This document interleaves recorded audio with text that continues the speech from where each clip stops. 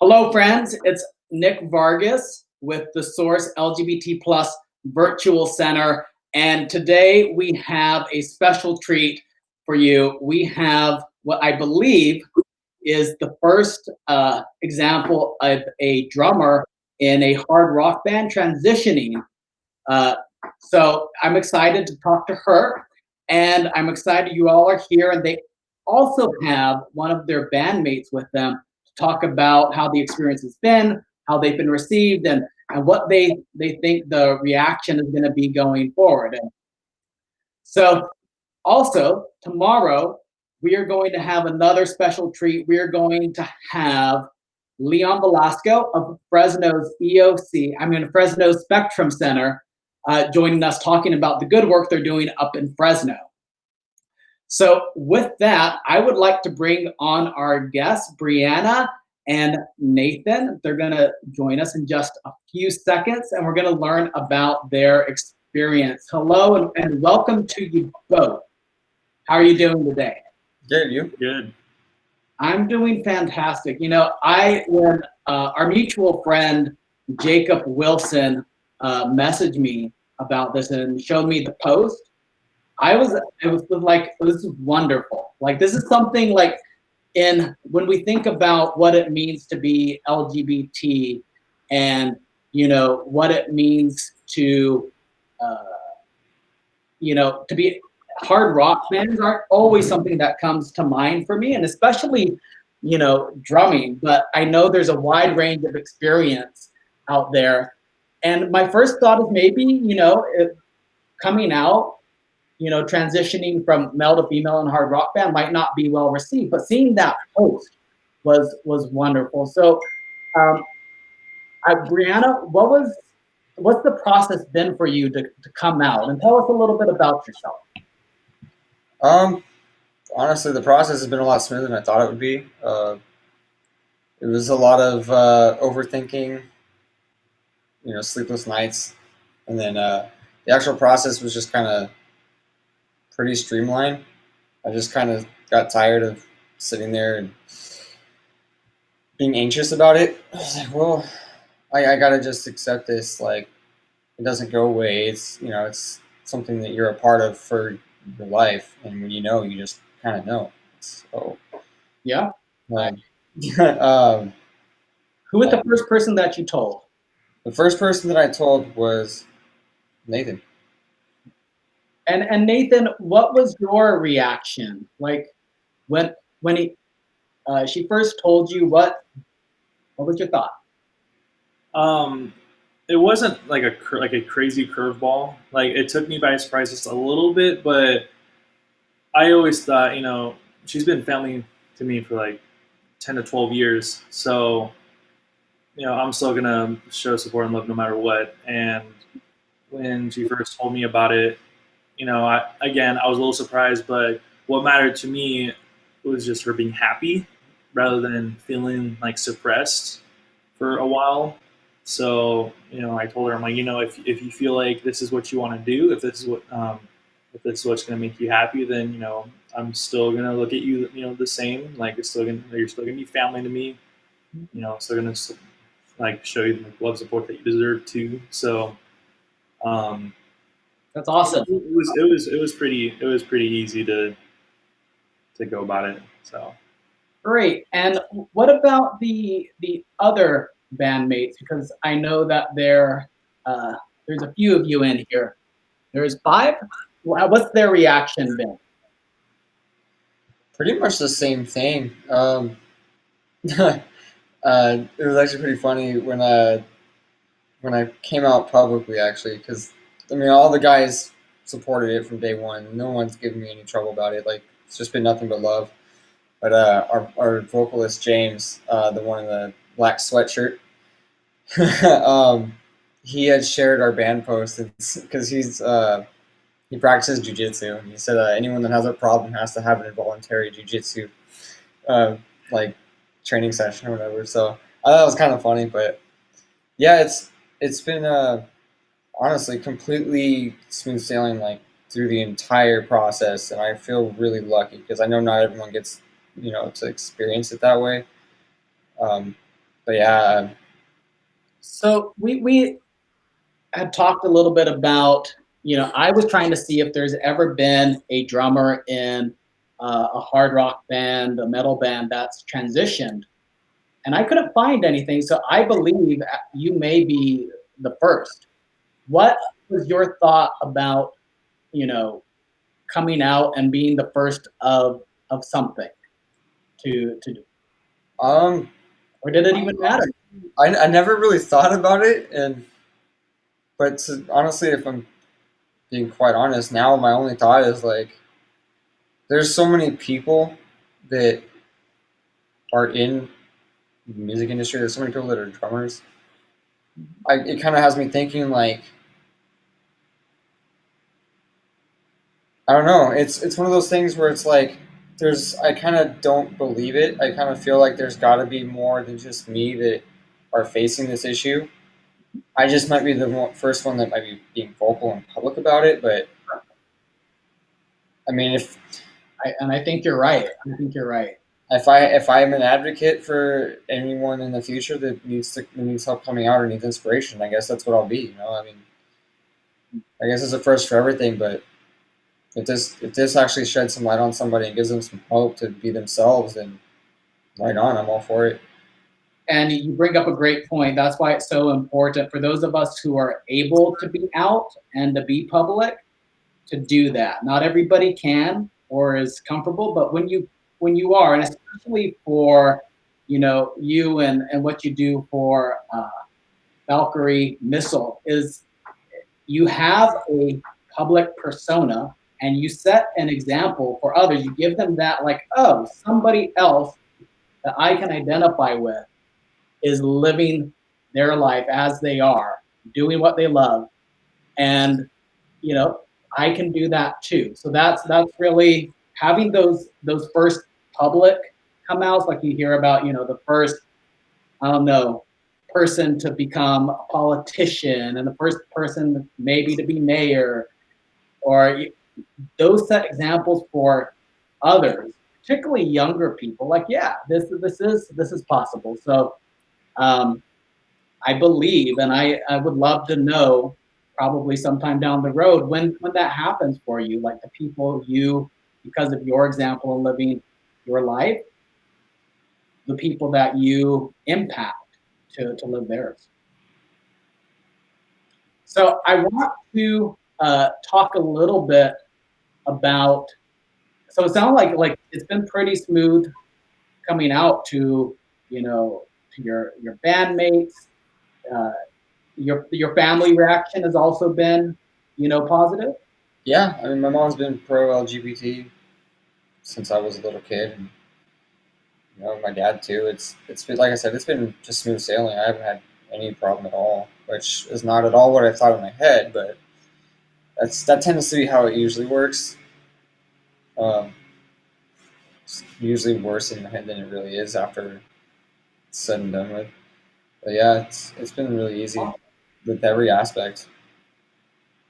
And so I want to talk about your music for just a couple minutes. So Brianna, you're the drummer, and Nathan, what do you do for Valkyrie Missile? I do like because there's like two lead vocals, but I'm like the lead vocals on like the cleans. I help out with a little bit of the screaming part, and then while I do that, I also play guitar as well. Okay. And there's three others in the band, and you guys have known each other for a while, it seems. How did the band form? So uh, to me, you guys look pretty young. So how long have you known you? You must have been teenagers, if not younger. Well, as the band itself is, I'm like technically I'm the only original member in the band. The band's been a band for about 10 to 11 years, and we used to the old lineup used to be like almost like a knockoff Blink 182 band, and then around 2015 was when the old lineup left, and then when there was no one left, I went to Bree's house. I didn't even knock on the door. I just opened her door, and she's like, "Oh, what's up? All right." And I'm like, everyone left. the band. Do you want to be in the band?" And she's like, "All right, cool." And I'm like, "All right, well, we have like 3 days until we have a show." so so it was just the two of us at first, and then fast forwarding to other members that we've had to go through until now. So I met Tyler Hanlon, the bassist, at an old job of mine, and he was first a fan, and then as time went and there was like bass auditions, he vouched to audition, and he made it in. And then James, he used to be in a band called He Cried Wolf, and then he ended up leaving the band prior, and then about almost a year later, we wanted him to do special guest vocals, and then the chemistry was just there immediately. So we were like, let's just have him be in the band. And so here comes James, and then fast forwarding to last December, when we were looking for a guitarist, and we found Michael. And everyone, the chemistry and the whole band is just phenomenal. I feel like it's the first time as a band where we all communicate very well. Like we can definitely be on the same page and like debate things, but yet be at the same page at the same time. And I feel like as a band, like, I feel like that's healthy to for us to communicate to like a certain level, certain perspective, and um, yeah. So yeah, Brianna, me, Tyler, James, Michael. And you guys are based out of Fresno, correct? Yes. And obviously during COVID, I know performances are very limited. How's the band using this time right now? Oh, we were in the process of finishing up a new record. Got a couple singles that we're going to be putting out. We just finished filming a music video. So we've been trying to do everything that we can to just stay busy no matter what's going on. It makes a big impact that we can't really play shows right now, but there's always something to do. You never stop working. So we're just trying to get other things done and, get our social media more hyped up and all that stuff and take care of all that stuff so that by the time shows do come out, we can go back out and start playing, live events. We're a lot more prepared for it. We have all our other stuff taken care of. We have more of a following. We've got more content. So we're just, keeping busy everywhere we can. So when you're able to start playing live events again, and that could be a while, what's the plan for transitioning? What's that look like for you when you take the stage again? Honestly, I don't really feel like it's going to be very different at all for me. I might. The only thing I can feel really different about is just being more comfortable in my own skin when I'm at shows. But am I worried about anyone's opinion when I'm on stage? Not at all. I mean, they're paying to see me play. That's how I see it. It's one of those things where I've seen a lot of the support that I've needed to see, to where I have the confidence to not really feel bothered by anything. I just feel like I'm ready to just own it and go up on there and play my heart out. Awesome. Well, Brianna, Nathan, thank you so much for joining me today. This has been very special for me. I'd like to ask you both if there's any last words you want to say to our audience here about anything, about what we've talked about your band. Also, I'd love to know where people can listen to your music and follow you too. So we'll start with Brianna. I guess going back to as far as anything last that I have to say, hopefully there's a drummer out there that's struggling and has some light on them after watching this. I mean, hopefully I can kind of help you come to terms, just not by feeling alone. I really hope that like more people are able to come out and feel more comfortable. Like think about it, like it's really hard to come out in the music industry. We got fans, and we get you come out to thousands of people at once. It's not really something that feels fun in the moment, but there's nothing more important than really being yourself and just living at your fullest potential, you know. So hopefully, if like I said, if someone's watching this and has trouble coming to terms, like don't be afraid. There's always going to be someone out there that cares. Thank you. And Nathan, what final thoughts or words for our audience? All I really gotta say is, for people out there that feel like they have to, I feel like they have that need suppressed, like kind of like what she said, there are people out there that care and they're gonna love you no matter what. And in the end, if for some reason, if there are people that don't support, well, they don't deserve your time because your time means everything. And yeah, that's the whole deal. It's just your time. That specific person's time is precious to anybody that actually cares. And then for people that are being ignorant about it, it's just all right. Well, if you don't support, well, then maybe go somewhere else where someone can fill in those shoes and actually give more love and support to that person. And that person is just going to be missing out because everyone deserves to be happy. Everyone deserves to be loved the same. And when we made the post, we wanted to show people that we care about all people. And when we obviously support her transition and we're going to love her the same as, as we have always been. And also if anybody struggles and they don't feel like they have anybody to talk to, they are more than happy to hit us up on the band page Valkyrie Missile on Facebook, and we can talk to them.